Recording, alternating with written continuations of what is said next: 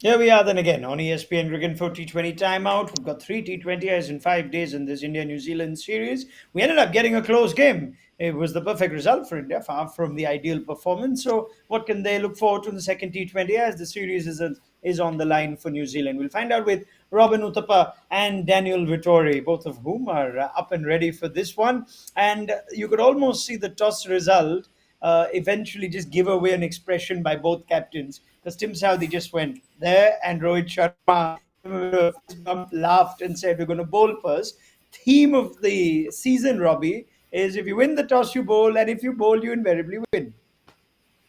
Yeah, I think in the Indian winters, you really want to bowl first, yeah, because you know you have an advantage when you bowl first and you can always chase down the score because dew will always play a massive factor. So I think that's essentially what they're doing, and it's pretty much a no-brainer when you're playing in India, especially at this time of the year. Yeah, poor Tim Southee, stand-in captain, would have probably wanted a rest, like you said, Dan, ahead of this series, and now he's at the receiving end of two bad tosses. Yeah, it makes it difficult, and I think in these sorts of quick series, bilateral series, where um, they just happen so quickly, that teams want to get on a roll, and part of getting on a roll is actually winning that toss. And in the predictions around the due, it's not just due, incredibly due. So it's going to play a huge factor in the game, which is a shame. But it doesn't mean New Zealand are out of it. It just makes it a little bit harder. Yeah, I mean, they showed in the last game, didn't they? And I wonder, Dan, if they perhaps almost exceeded expectations. No one would have faulted them if they would have been completely off in the first T20 and the hangover of the final and a number of changes. But they took the game close. They gave India a bit of a fight. So plenty to take forward into this game. I think so. I mean, it's still an international game, and I think that's how they look at it.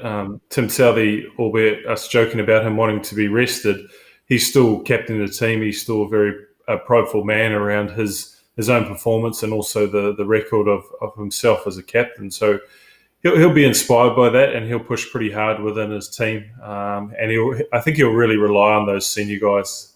Himself and Trent Bolt probably need to be the key factors in this game and start them off like they were through the World Cup. I really believe the reason that New Zealand did so well in that World Cup was Southee and Bolt, and there are a number of other complementary pieces, but those two together set up pretty much every victory or every bowling performance that New Zealand put together was down to those two. Yeah, yeah. Now we in a three-match series, it's unlikely there'll be a lot of changes, especially if a team wins. But there's one for India, Robbie. Looks like Mohammad Siraj is out now. Whether that's an Yeah. injury concern, we saw that in the last game, and Harshal Patel comes in. So big day for Harshal Patel. Yep, massive day for him, and very happy for a guy like him because he's worked really hard on his skills, on his health, on his fitness. I recently spoke with him, and he was talking to me about how he's worked really hard over the last couple of years to even just develop his own training program for himself. So he had to study training for a little bit, and then certified himself as a CSCS trainer, and then built his own program for himself. And he's been working very hard on his skills as well. Clearly, we see how much he's working on his skills because it's out there for everyone to see. The IPL purple cap holder and bowled exceptionally well there. So Mm. yeah, extremely happy for him. But I think he certainly got an opportunity because Siraj, I don't know if he split his webbing or Yeah, it's got a yeah. cut that's I think it's a split web, and then so I think that's why he's missing out. But it's good to see Harshal get an opportunity. It was Mm. highly due for him. Yeah, from what you've seen of Harshal, Robbie, you know him well. There are bowlers that tend to have, say, one-off good seasons, and Harshal had an extraordinary season, record-breaking in terms of leading wickets in any IPL for a bowler, Mhm. 32 wickets. Now, would you say that was, a good season, or does he have the goods at this stage of his career to actually be successful at the international level too? I think he most certainly has. I think he's a very wily customer. I think someone who has a lot of confidence in himself, and with my interactions with him, that's what I think I've kind of recognized that he's a very assured human being. So I think he backs himself a lot and backs himself to get wickets, and I think he's become a little bit more aggressive with his intention to get wickets. And I think that's a great intent to have in T20 cricket because I think that's the only way you can put the brakes on the run scoring. And I think that's one of the reasons he's been as successful as he has been in the IPL this year. All right. So Siraj goes out, Harshal Patel comes in. Still no room for Yuzvendra Chahal, Dan. And I guess once you've not started the series with him, it's almost unfair to get him in, or you can't find a place for him. Well, I suppose India are just going all out for that victory. If they get the series win, then they may just play the rest of their squad. But they're leaning on their team that did so well. Obviously, Ashwin bowled well, and Axel was pretty good. So to find a place for just a pure leg spinner, whereas Ashwin and Axel obviously offer some all round abilities. So it's a shame, but look, that's the positions of a team that's playing pretty well and winning the first game. So I won't see him. I'm excited for Harshal as well. I'm coming into the team to see where he's come in the last few years. And once again, it's the Indian way of rewarding performance in the IPL. And there was probably no greater performance than what Harshal did this year. Bittersweet day for RCB, you think? Harshal Patel gets a game and Siraj goes out, no Chahal. But the bigger news for RCB was that AB de Villiers has called time on a wonderful career. Robin Uthappa and Dan Vettori have spent a lot of time with him. Dan, we were expecting it. I thought maybe he'll squeeze in one more IPL season, but you can understand when he says at 37, he's not quite feeling it. I think so. Although I mean, AB sort of never really retires. He's sort of available most of the time. So look, I think aside from that, you anyone who's witnessed them up close or even from afar on TV has witnessed one of the greatest players cricket's seen. And we talk about that a lot, but I think it's more for him just the manner in which he did it. And he was a cricketer's cricketer. Every person of this generation or coming into the game always lists AB de Villiers as their favourite cricketer, and is not only his performance but the style, the way he scored those runs, the way he took on the greatest bowlers in the world, the way he demoralised oppositions, and the way that teams planned for him and realised that the game was never over till you got AB de Villiers out, no matter what the position was. And that's a pretty rare compliment to an individual, and to see it firsthand that as I did as a player with him and then as a coach, there was no greater asset than having AB de Villiers in your team. Yeah, absolutely. We tend to forget we watch so much of AB in T20 cricket. The man averages over 50 in 114 tests. He averages over 53 in over 200 ODIs, striking at over 100. So let's leave that for to tell the story itself. But Robbie, I wonder what as a batter of the T20 era, AB de Villiers did for the game, and how you would look at him, having of course seen enough so much of him over the last few years. Well, so much. I've been on the receiving end of so much because of AB de Villiers. I remember one game, this was back in 2012 or 13, I think. Pune Warriors were playing RCB at RCB, and 1 over 24 runs to win. And we thought, okay, this one's in the bag. But alas, AB de Villiers was on strike, and he finished with 1 ball to spare. So I think that just kind of epitomizes AB de Villiers in itself, because he's the kind of person who bats with so much conviction, and is like, you feel like he's emotionally invested in the inning, in the run chase, especially during run chases. You can see him, like, at no point does he give up. At no point. I remember even in 2019 when I was playing for RR, I think 36 were required in 2 overs, and then he won that game with 3 or 4 balls to spare, and he wasn't even hitting the ball well.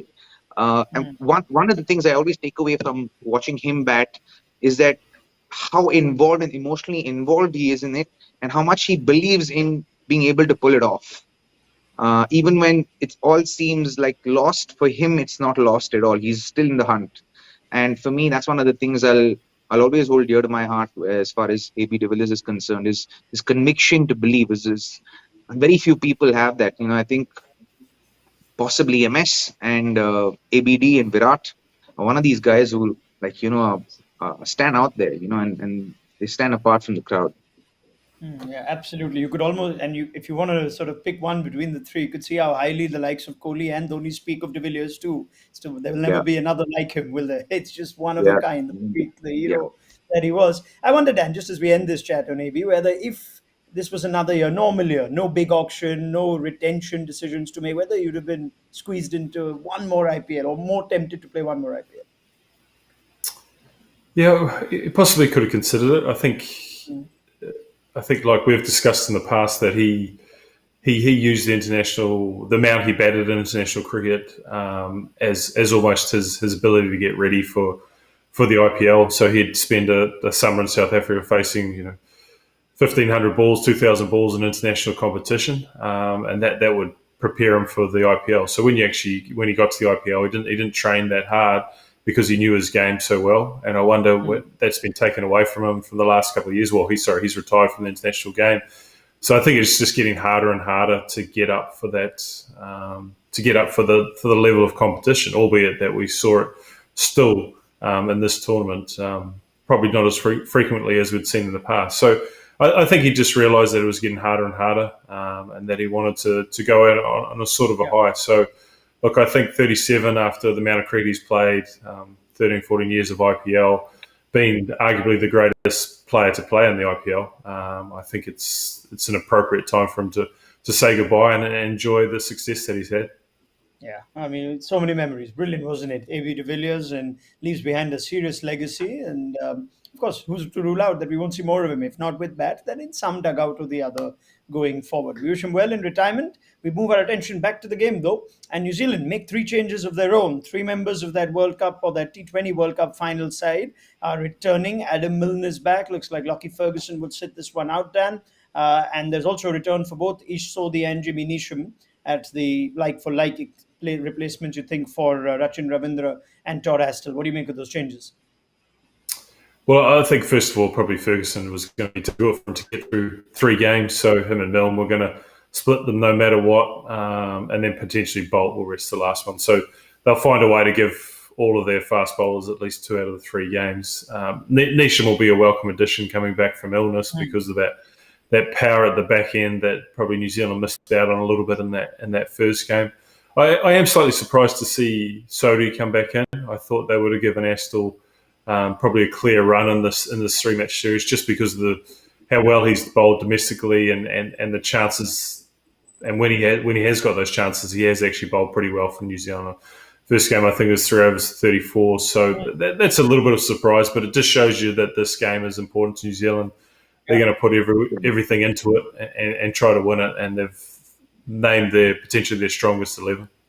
Yeah, absolutely. I was going to come to exactly that, Robbie. That New Zealand have pretty much told us that they're taking this game very seriously. It's not like they're just here to, turn up the numbers and do this series as a formality. You think with Mark Chapman getting some runs last night, this is a formidable team. Oh, absolutely. I think it's what we expect of the Kiwis, don't we? I think as the thorough professionals, they play with a lot of pride. And they're always there to compete, and they don't take any game lightly, and I think that's why they do so well in through the year, and consistently one of the best teams through year on year, right? And you see them doing as well as they do in the ICC events as well. So keeping those things in mind, I'm not surprised that they've kind of fielded their best 11. But having said that, I also felt that maybe that one game just for Todd Astle is a tad unfair. But obviously they're feeling their best 11. Possibly that's probably the reason they've gone with those changes, because they want to level the series and make it like a nice final in the next one. So that's essentially what I feel they're going with. But it's good to have Jimmy Neesham, Matt. I think he's recovered from whatever it is that he was not feeling well with. Yeah, and it seems like a good lineup, and seems like we're in for some good cricket today. Yeah, let's hope so. Listening to the pitch report, Robbie, a little while back with Deep Das Gupta and Ajit Agarkar on the broadcast for Star Sports, but what I did pick up was Ajit saying it's abrasive, it could even turn, and then the dew would set in later. So an even more significant advantage if you bowl first. Is this likely advantage this time? Spinners possibly to play a big role. Ajit even said the seamers could play a big role with lots of cutters, that sort of game. Yeah, so generally what happens in the east of India, you get a lot of black soil wickets. And there hasn't been a lot of sun there. From my understanding, it's pretty cold, it's pretty nippy. It's about 17, 18 degrees out there. So it's, there definitely isn't a lot of sun. So obviously the wicket being prepared in the way it is being prepared, I don't think it's gotten enough sun for it to kind of dry out completely perhaps. But I don't know what they've done with that. But I think that bowling first will obviously there will be a lot of advantage, and generally Ranchi has been a wicket that if it doesn't have enough sun on it, it tends to turn a little bit, and it has a little bit of a little bit jagged turn, if I can say so. And so yeah, it'll be interesting to see how it comes out. Yeah, because for me, I'm always of the belief that I want to see a couple of overs before I understand what this wicket will do. It's so hard to Yeah. kind of read a wicket. And Yeah. Dan can tell me if he has been able to read a wicket before a ball's been bowled. Oh, sure, of course he has. All the time. Come on, Dan. Simply. Halfway through, I still get it wrong. Yeah. Well, I wonder though if it's because of this surface, Dan, that Harshal Patel has gotten the nod ahead of, say, Avesh Khan. If Siraj was injured, you think Avesh Khan with this pace is the light for light per se, but this surface, if cutters are going to come into place, that tilted it in favor of Harshal. Yeah, well, I think if we're honest, the reason behind Harshal Patel's success has been that development of that off spinner, and it's more than an off spinner. You see how much revolutions he gets on the ball. It's Dwayne Bravo at a faster pace, and anyone who's faced Dwayne Bravo realise how difficult it is to pick up and how much it can deceive batsmen. And Harshal Patel has pretty much deceived every batsman he's come up against in the last couple of seasons with that off spinner, and he just. He always turns it into a top spinner, and so he gets that dip, and then he can confuse batsmen. And because of his increased pace, he really can set a batsman up, and batsmen can't get a feel or a read on what he's trying to do. So, look, if that culminated with a reasonable sized ground and the ability for the wicket to take a bit of spin, I think he'll be ideal. Plus, I think the fact that they'll look to use him in the death. Siraj is obviously their death bowler. Avesh Khan a bit more of an attacking option in that power play and the middle stages. So I think it all lines up for the perfect debut scenario for Harshal. Yeah, we heard that through the IPL on our coverage many times, Robbie. A lot of similarities and comparisons to Dwayne Bravo. Any, I think, upcoming bowler in T20 cricket would take that, or any bowler in T20 cricket Oh yeah. would take that. What's going to be the step to take, though, between, say, playing franchise cricket to international cricket? Is it lengths? Is it what's Harshal got to keep in mind to succeed here? Just make sure he goes and executes what he wants to execute on that day, because I don't think the difference between IPL and international cricket is too much.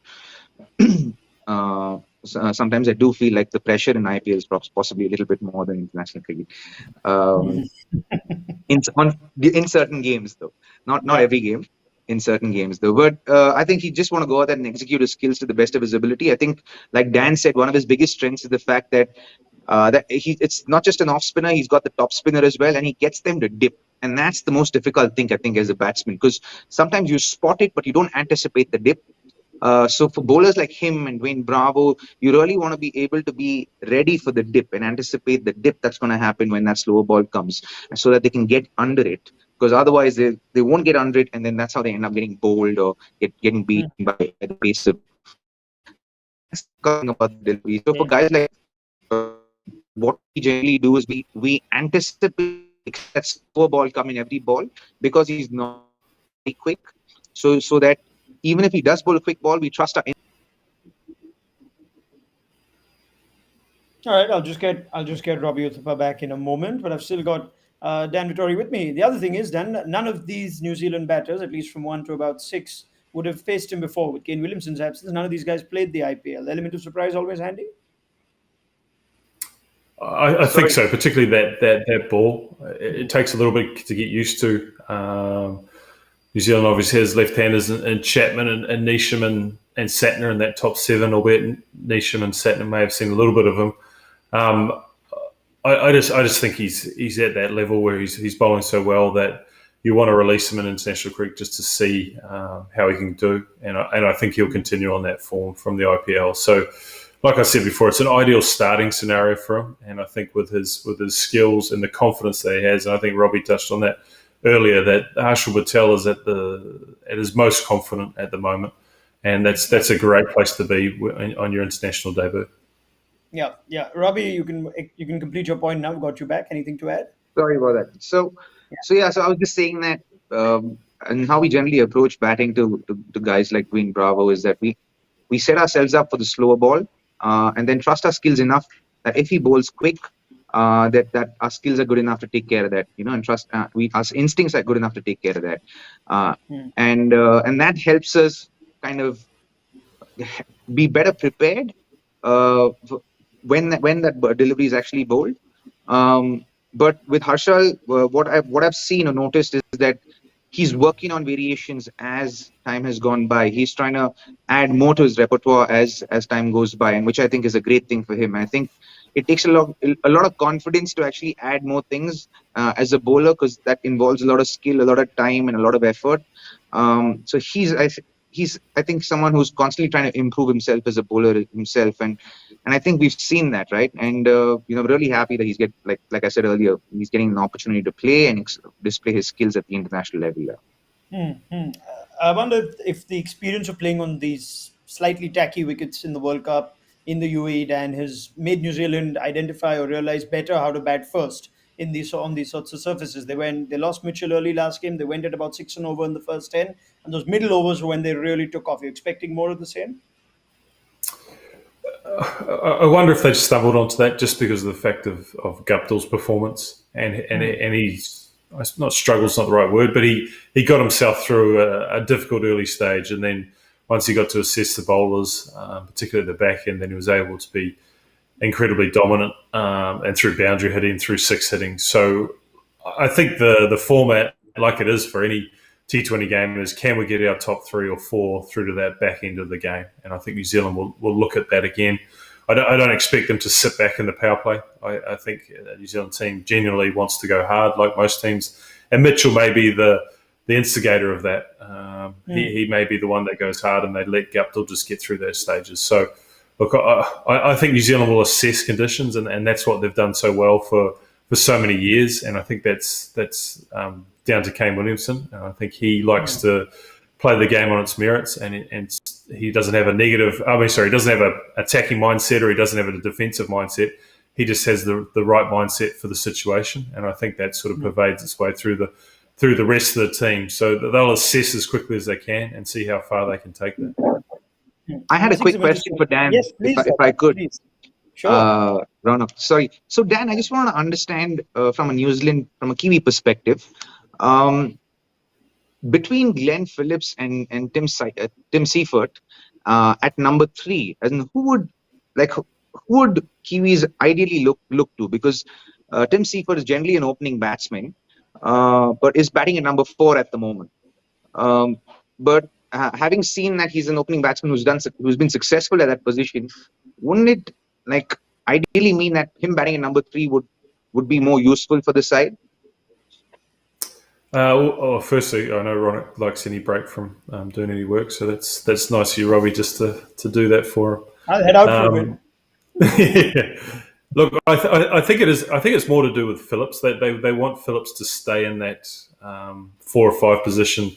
They really like him being a closer, so to speak. And we all know that's not the easiest role in T20 cricket. So I think their starting point is we're going to leave him at probably at 5. Because there if he goes to 3, and then I suppose Tim Seifert is not a secondary, but he's lost his place to Conway, and Conway batted 4, so they'll leave him there, and then they'll give Chapman a go at 3, knowing that Williamson will step back into it. And I think Chapman's another one of these guys like Todd Astle, who's been sitting on the sideline for a long time.